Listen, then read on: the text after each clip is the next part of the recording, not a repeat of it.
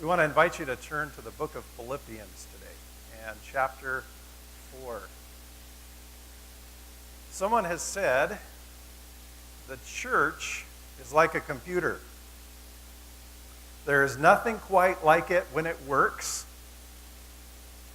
and there is nothing quite like it when it does not. Anybody relate to that with a computer? We live in a day and age where, and I'm sure this has been true for centuries as we're opening the scripture to find out, we live in a time and we live in a reality where so many understand fracture and pain and conflict and difficulty, not only in the world, but in the church as well. We're starting this month our 25th year of pastoral service with Meridian Friends. And I have to say, I'm so thankful to God for your patience to bring in a 25-year-old and to allow them to be a pastor. To me, it's nothing short of a miracle. If you're looking for evidence of God's work, I want to count that. I want to count that for His glory and for His honor. The truth is, working together in a church is like a marriage. It takes a lot of work. There was a season in our marriage where Teresa and I were struggling a little bit, and I know that that is hard for you to imagine. And we had a particularly difficult conversation on the drive between Boise and Coeur d'Alene, where her folks live. And when we got out of the car, Teresa went to her mom and said to her, "At what point did your marriage get easy?" And she looked at her and said, "I haven't found that point yet." Even in our best relationships, the one that we value the most, the ones that are most sacred, they continue to require work because we're all human. If you find the perfect church, don't show up because you'll mess it up. Isn't that true? We all bring our humanity into this picture. But how important it is that we have done just what we have done today, and that is to take the focus off of ourselves and to put it instead on God. Take the focus off of our differences and our hurts even, our squabbles, and place them onto the kingdom. Because I really think the church itself is a miracle. I once heard someone say that they believe that the church is God's most beautiful creation. You saw those pictures of family camp, and you think about all the beauty in this world that God has made. That's really quite a statement, isn't it? The church as God intends it to be, the church that loves one another, the church that serves, the church that genuinely knows each other, the church that's effective in promoting the gospel, is a beautiful thing in all of creation. Jesus said, "They will know you are my Christians by your beautiful buildings." They'll know you're Christians by your padded pews. They'll know you're Christians by your incredibly humorous, athletic, and young pastors. See, that's not how they're going to know. This is interesting. I used to think that people would be impressed to come to the gospel by changed lives, and I know that God uses changed lives. I know that. But perhaps more impressive is the unity of the church to the outside world. Because if you think about it, there's all kinds of stories out there about how people change their lives, how they quit addictions and everything else separate of Jesus Christ. But there are very few stories of those who manage to pull off this kind of community with real joy and real love and sincere care. We look around at each other, oh yeah, and it's just so-and-so and so-and-so, and yeah, I remember, yeah. It's just them. But as I look out at you today, as I've been opening these pages of Philippians, I'm reminded of the fact that you and I are a miracle. And I want to give God praise. I want to give God thanks. Yesterday, I thought I'd come in a little bit early to finish some thoughts for the memorial service that was here. And I had to leave my office to go into the kitchen or into the library to finish study because people were here early preparing as they do for the meal, and it was too loud with their laughter. I have to tell you, it is quite a kitchen crew, let me tell you. But I have to tell you, I love that. I love that. People who sincerely love the hard work that they're doing. They love each other. And so I just love the booming laughter. They actually came out to find me. Where's the pastor hiding? In the library. Being a recluse. As I read from Philippians 4, 1 to 9, I want to invite us to hear what Scripture says about preserving healthy relationships within the church.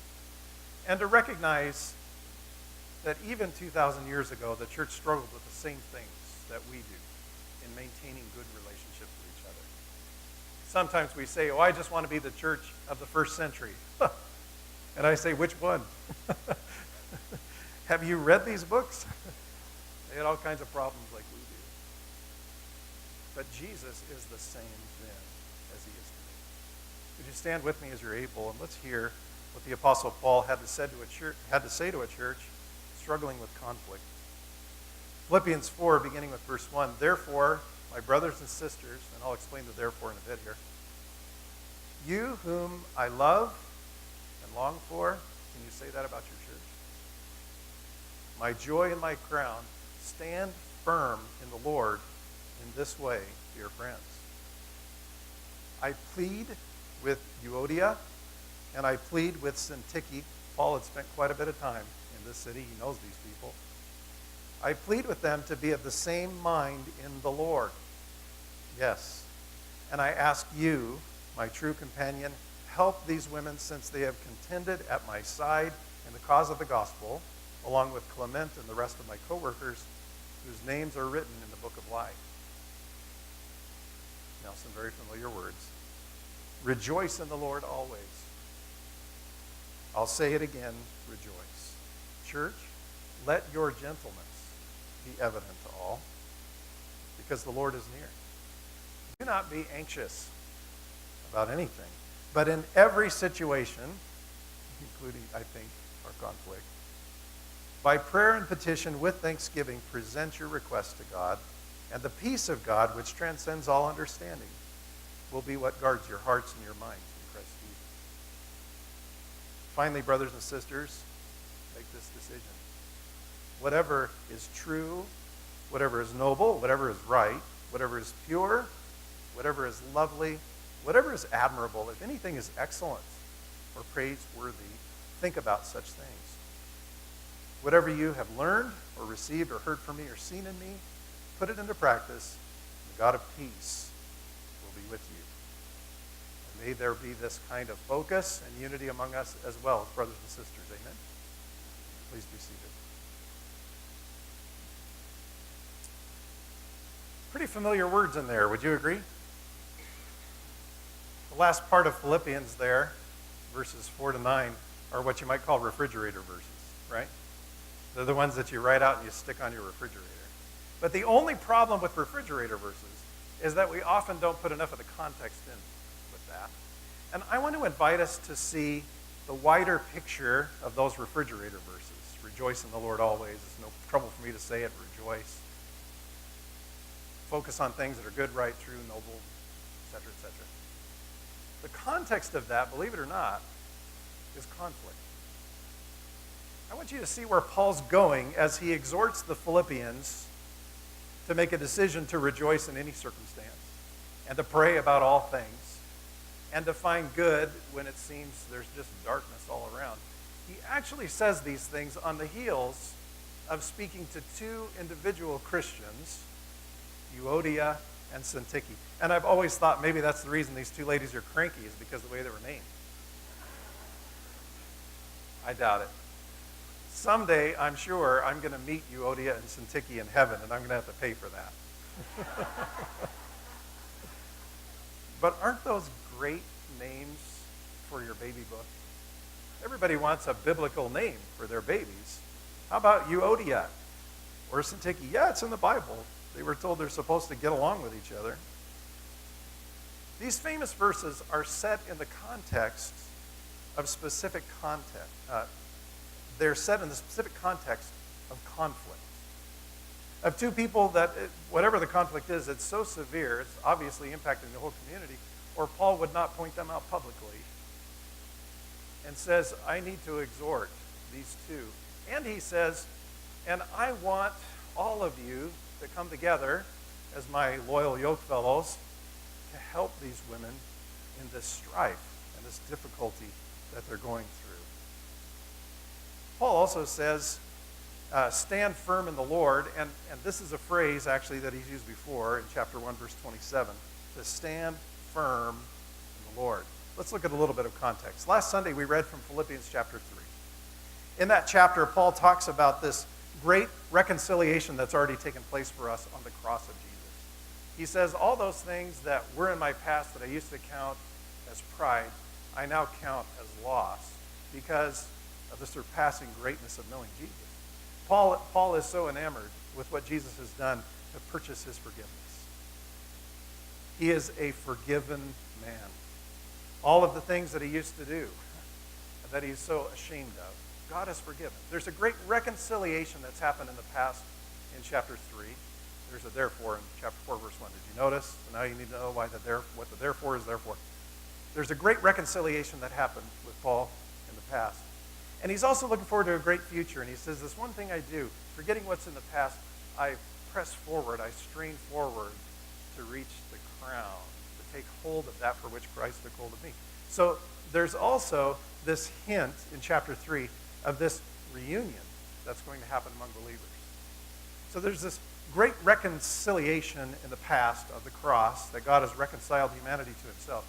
And then there's this great reunion that God is looking forward to in Jesus.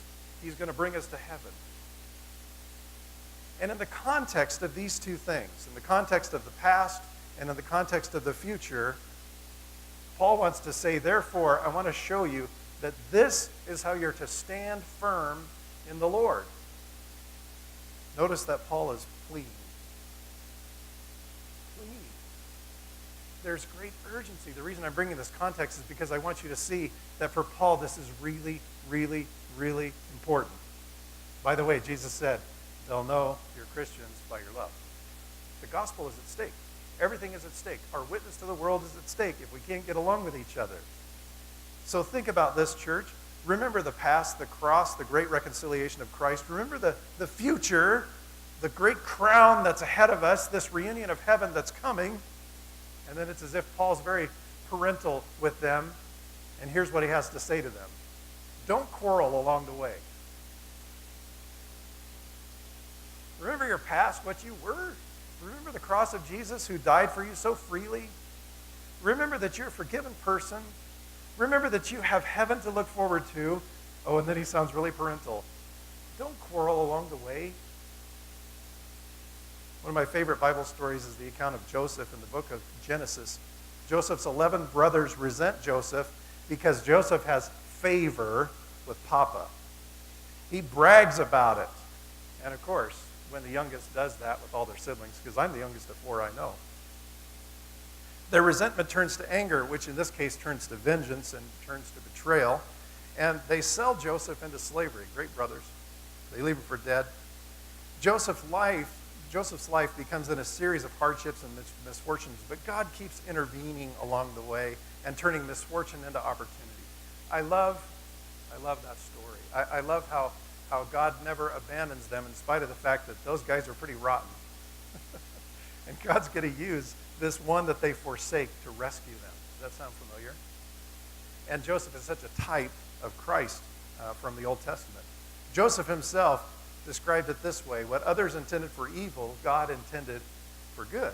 So late in the story, when Joseph has gained great riches and power, he reunites with his brothers, he reconciles with them, and then he forgives them. Right? And then he sends them back to Jacob to get Jacob and his youngest Benjamin. And he says, Now, go get Jacob, my dad, and bring him back here to Egypt so we can take care of him. And then I love what he says to these brothers, that he's sending out from Egypt out to the promised land to bring them back. Do you remember what he says?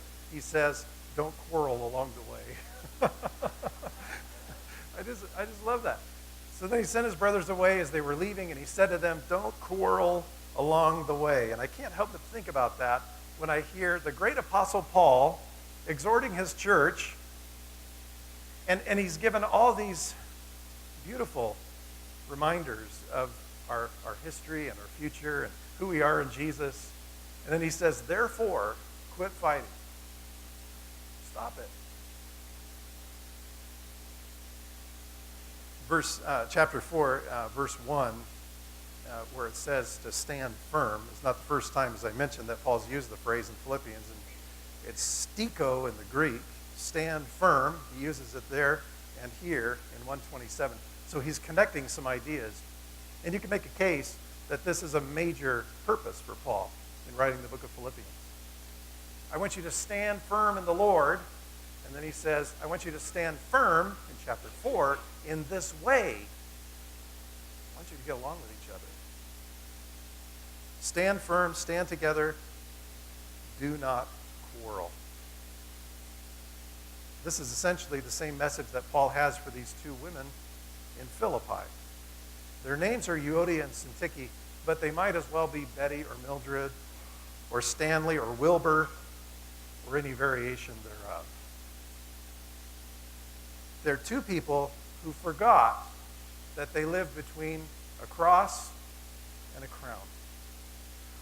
And that's easy to do, isn't it? As we sit here today, can't all of us think of someone with whom we have uneasy feelings? Can't we all think of someone for whom it's just hard to forgive? Someone that in our humanness, in our fallenness, we compare our lot with. And we carry bitterness. Aren't we all like that? Even though the reality is, and the Apostle Paul's working so hard to show it, that we are just a people who are between a cross and a crown.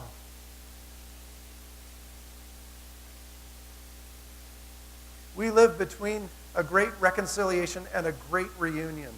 And God, as our Father, pleads with us through the Apostle Paul. Don't quarrel along the way. How hard is it as a parent to watch your kids quarrel?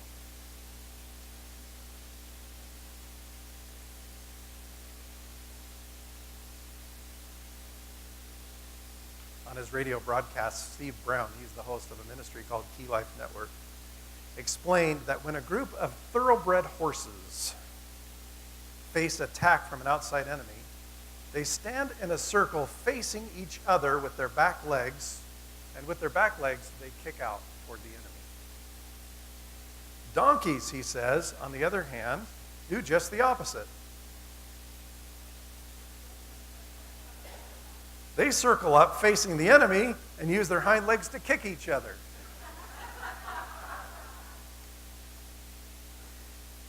How often do we do that? How tempting is it to do that when the pressure's on, to take our eyes off of the real battle and to put them onto each other? There's an old cliche, and it's very sad. The church is the only army that shoots its wounded.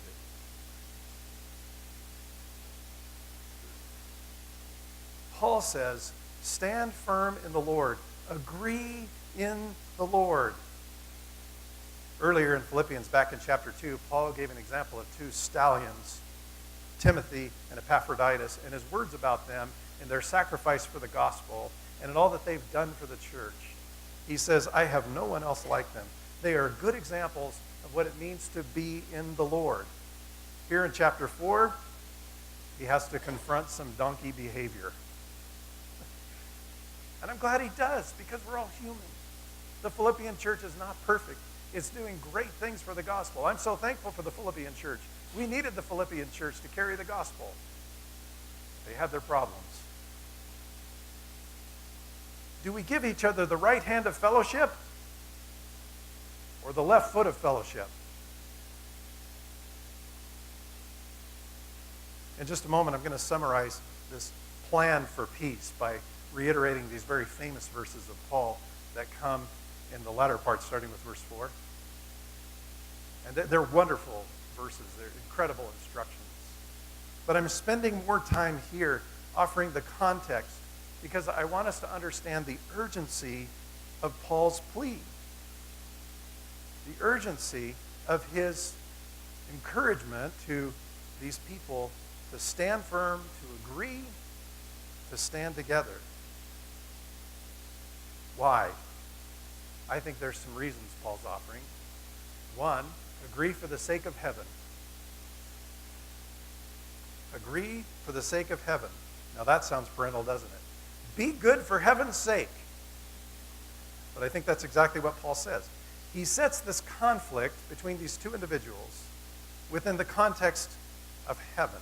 In chapter 3, Paul has reminded the church, including Euodia and Syntyche, that they're citizens of heaven. They're eagerly awaiting a Savior from there. And then he reminds them in this chapter, in chapter 4, that as Christians, our names are written in the book of life. Did you notice that there? It's just an interesting addition in there. I think what Paul's doing is he's reminding them of a bigger perspective, a more ultimate reality. He's putting our temporary pains with each other in the context of eternity. And it gets a little smaller when we start to do that. It's hard to maintain petty grudges in the face of heaven. It's probably impossible. But the ultimate reality is this. Jesus Christ has redeemed you and me by his blood.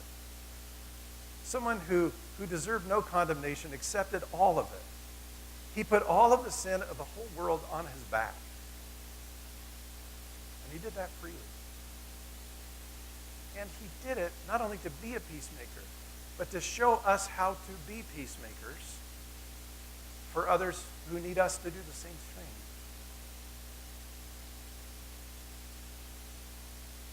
That stinky Syntyche. It just puts it into context, doesn't it? I think when we do well to worship, when we do well to remember the promises of God, when we do well to do that, I think it starts to just kind of make us say, now what was that issue again? What was that small issue? You know, the truth is, if you've ever been in conflict with someone, we all have, haven't we?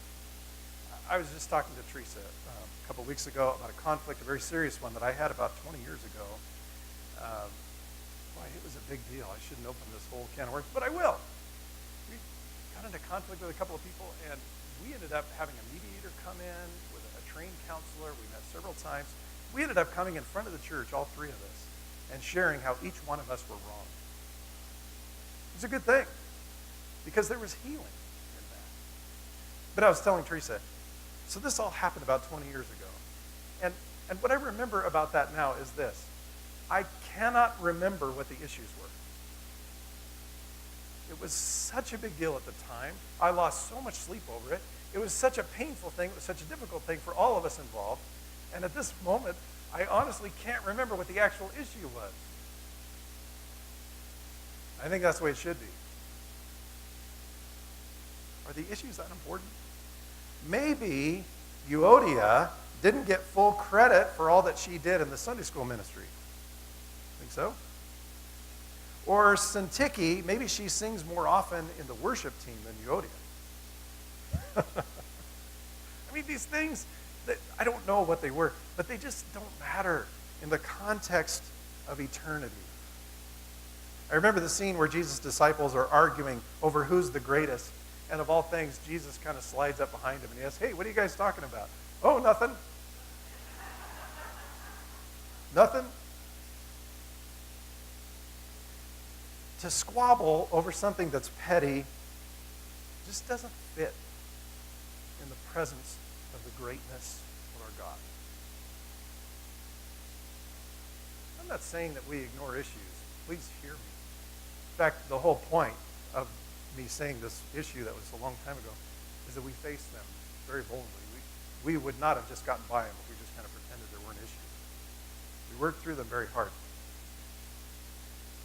But have we mastered the art of getting ultimate reality in front of us first Paul's pleading with them. He sets the conflict between these women in the context of eternity in heaven. He says, just remember, the person that you're fighting with is somebody Jesus died for. And it's somebody that you get to share a table with for all eternity. So learn to get along. 2, agree for the sake of the church. Notice how public Paul is with these women's names. This would have been difficult to hear, wouldn't you say? My name is being called out by the Apostle Paul to the whole church. And I think the reason is because really conflict is not a private matter as much as we think it is.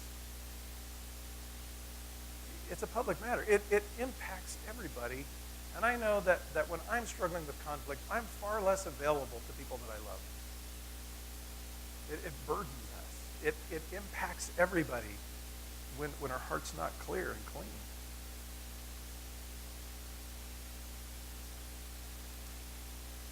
Paul continues pleading with them. He sets the conflict as well between these two women in the context of the Lord. He says, agree with each other for the sake of the Lord and your faith. Live at peace for the sake of heaven. Live at peace for the sake of the church. In other words, let's put our boots on the enemy, not each other. Live at peace for the sake of the Lord. Paul calls them to agreement, but not with each other. He calls them to a unity, not over the issue at hand, whatever it is. Who knows what that was about? Maybe they didn't get invited to each other's birthday. I don't know what it was. But what he's really calling them to do is to agree in the Lord. And just to start there. Isn't it interesting that Paul doesn't say what the issue is? Isn't it interesting that Paul doesn't say which one's right and which one's wrong? Because isn't that what we'd rather do? Oh, Paul's going to bring up that issue. I wonder if they're listening to this letter publicly in the church. Most people were not literate first century, as this would have been a verbal letter to the church. Oh, as Paul mentions this, I bet he's going to tell Euodia finally what she's got coming. And Paul doesn't say who's right and who's wrong.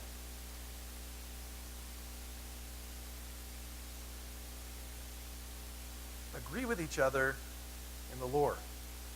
There is nothing bigger than Jesus Christ who unites us.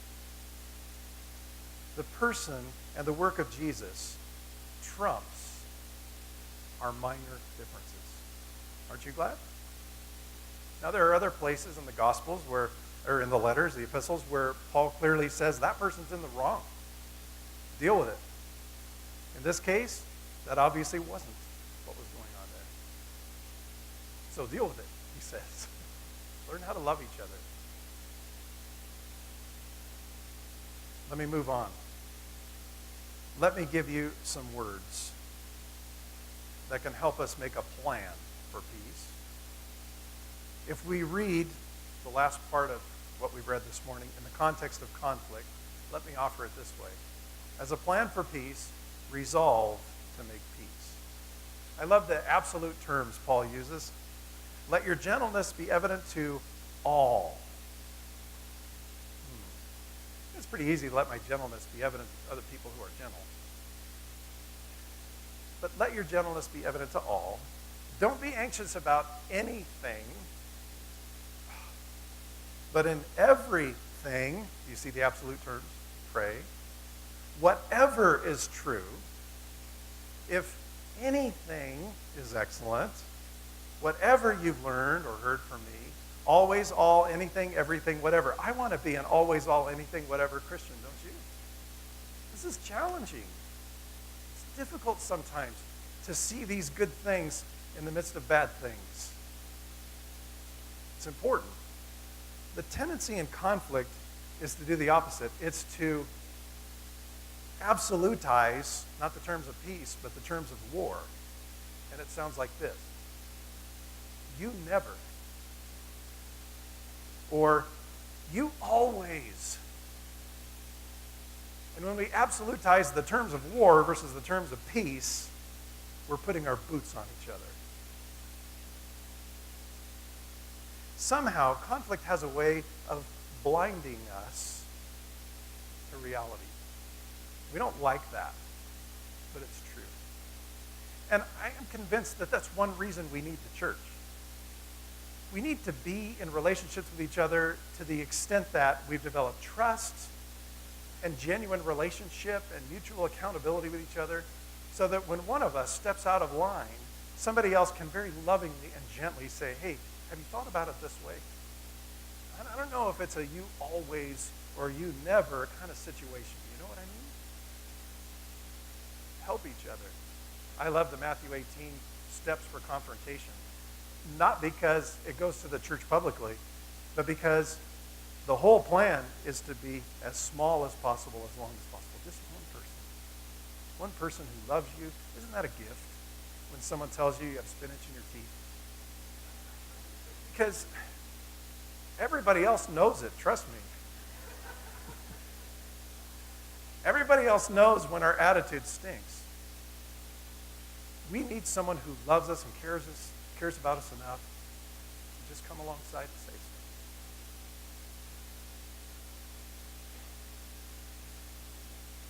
Paul pushes our human tendency in the opposite direction.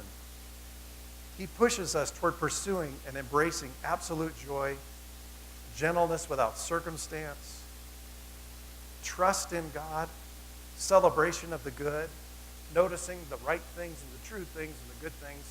We don't always want to do that about our enemy, do we? It's so much easier to villainize the enemy and impersonalize the enemy.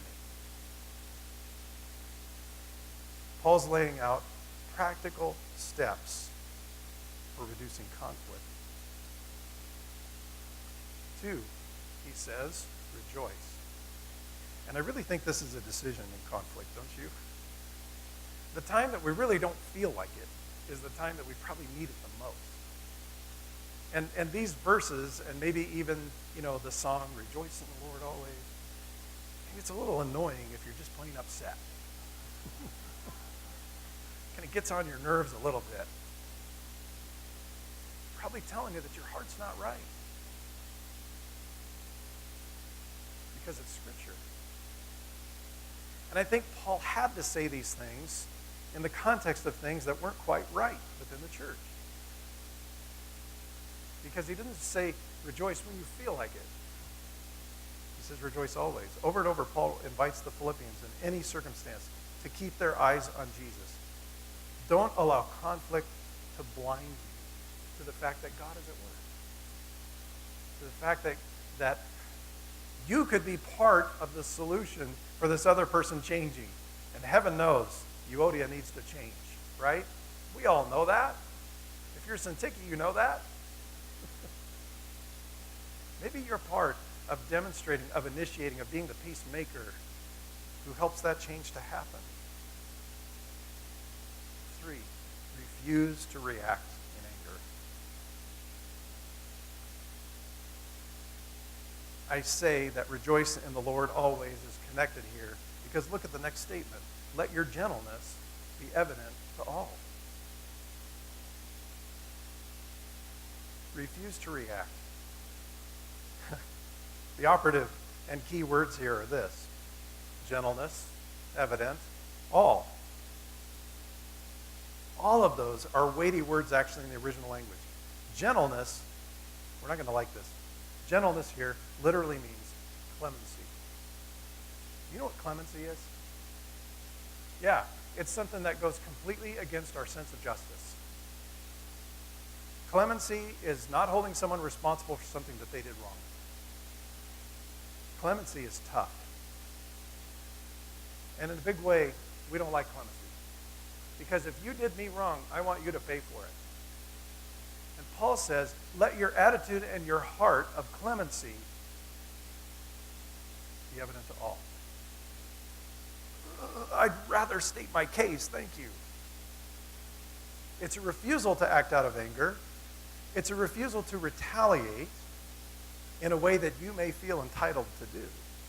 This is tough language, and it actually gets tougher. I think about the word for evident. Let your gentleness be evident. See, what's really important with the word evident is that it has to do with the perception of others, doesn't it? So Paul's talking about what is evident to others. You know what that means? You may be right. But what really needs to come out as evident is your attitude in the situation. Is your attitude one of grace? You know, sometimes I think I'm being gracious, but other people that are watching me probably wouldn't say so. The measure of whether or not we have an attitude of clemency towards someone who's hurt us is not based on how we feel we're doing. It's based on how someone else thinks we're doing. It's the perception, what is evident to others. Ouch. These are tough words. If the other person doesn't feel or experience your clemency, perhaps my self-perception is skewed in this situation. Maybe I'm not being as Christ-like as I think I am. You and I may think we're being sweet or kind or gentle, but what would our rivals say about our attitude? I think one of the highest compliments you can get is to strongly disagree with someone within a church setting. And I serve on a board of elders for our denomination, and we've been through some really hard conversations lately.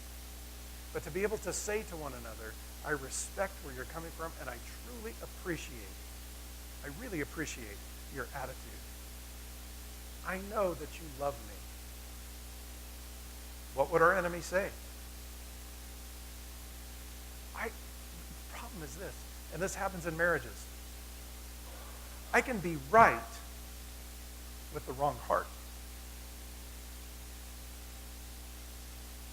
The next word, I told you, gentleness, evident. The next word is all. In the Greek, it's pananthropos. You know what that means? All humanity. Paul, give us a break. Let my gentleness be evident to all humanity. Now, just go with me here for a second. You don't have to agree with me on this. I don't care. But think about this. Does that mean that we don't have the right to vent to another person?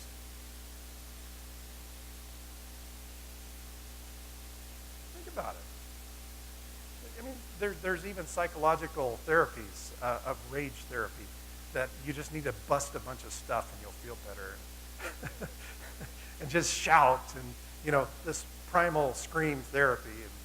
And, that's a real thing. But I just want to ask you, how does that fit with this? Let your gentleness be perceived, be evident to pananthropos, all of humanity. It almost takes away my venting rights. Almost. You can do what you want with it, but I have some theories about this. I think that when we vent with someone else, let's suppose they're a person who's confidential, that has nothing to do with the situation, they're not going to go hurt this person with it, whatever. When we do that, do we not damage our own soul in bad-mouthing another human being? I don't know. I just want to leave that out there because that's really sensitive, is it not?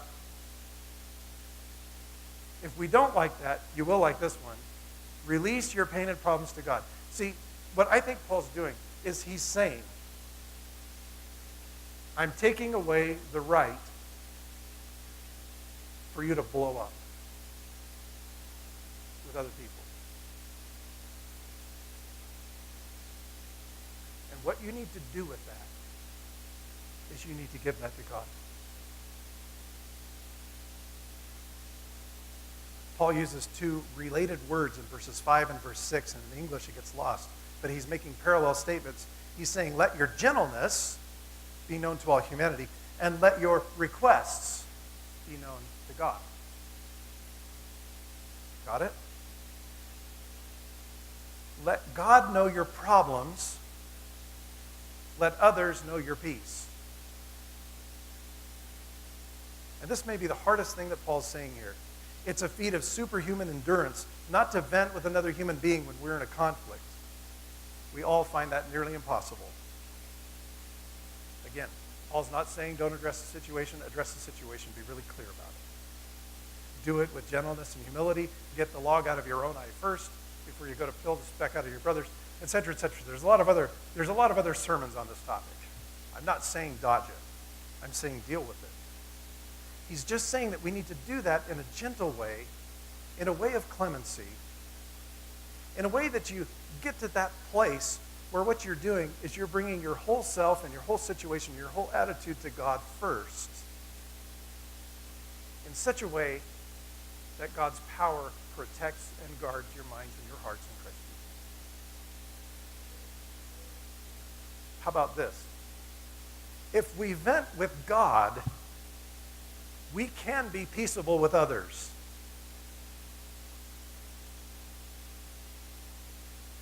If we vent with others, we may not have peace anywhere. It tends to make things worse. I want to commend the way of prayerfulness. Most of the time, we find ourselves kicking one another. And I think it's because we're venting too much and we're praying too little. There, enough of a case for it. Again, you can disagree with me on that. I'm fine with that. I'm okay with it. But I think the general part is there. 2 commands left. The next one, refocus. Refocus your mind. We get to choose what we focus on. Aren't you thankful for that? We get to choose what we focus on. We are not victims on this. Paul says, focus on what is true, what is noble, what is lovely, what is admirable, what is praiseworthy. And so my challenge to you in this context is not for you to think about hummingbirds or spring blossoms or the intricacies of physics, which I think is a beautiful thing. It's not any of that stuff. I want to challenge you to think about what is lovely, what is noble, what is true, what is good and praiseworthy about your adversary.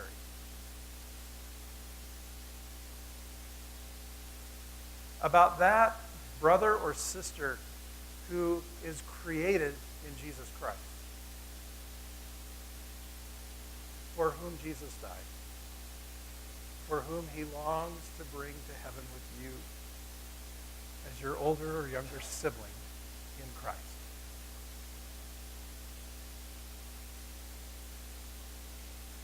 I'm imagining there was a day when Euodia and Syntyche had no problem seeing the good in each other.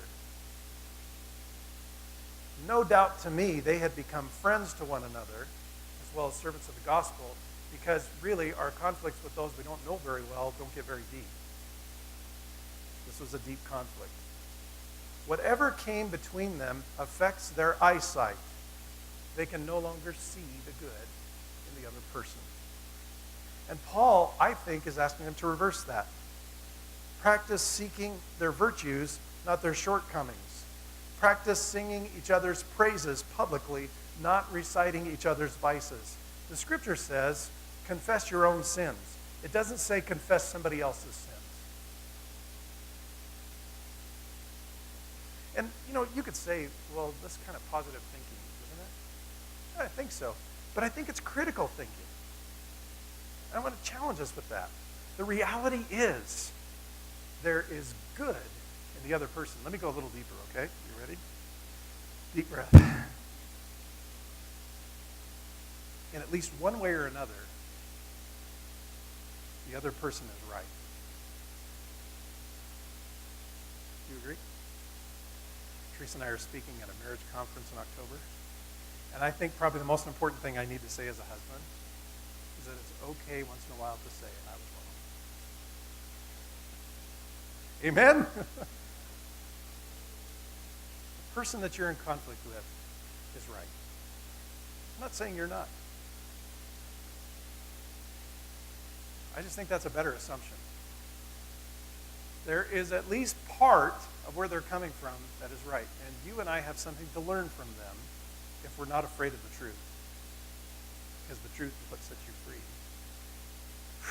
Glad that's over. It's about critical thinking. It's about being honest and saying, the other person probably has something that I can't hear because I'm mad. And it's an intentional decision to refocus our thoughts so that, I love this prayer, by the way, in Philippians 1:9. And this is my prayer, that your love may abound more and more in knowledge and depth of insight, so that you may be able to discern what is best and may be pure and blameless. So you and I are not discerning when we're not loving. We're missing something if we don't love the person we're in conflict with. Repattern your practice is the last thing. Again, this kind of goes back to what I said last week. There's this boldness about the Apostle Paul that says, whatever you see in me, put it into practice. Ooh, what a challenge. Look, Jesus' intention for us, church, is that we would so embody the gospel of Jesus, that we would be so in love with him, that we would be so ingrained in what he says about turning the other cheek and about getting the log out of our own eye and about all those things. So we'd be so good at this that the world would see it and recognize it as nothing short of miraculous. That they would know we're followers after Jesus, who himself went to a cross, which he did not deserve, to reconcile humanity to himself. That we may be reconcilers. That's what Jesus is after. That by their love, they'll know that this thing is real. That Jesus Christ is risen. That he is the Lord of his church. That they may believe.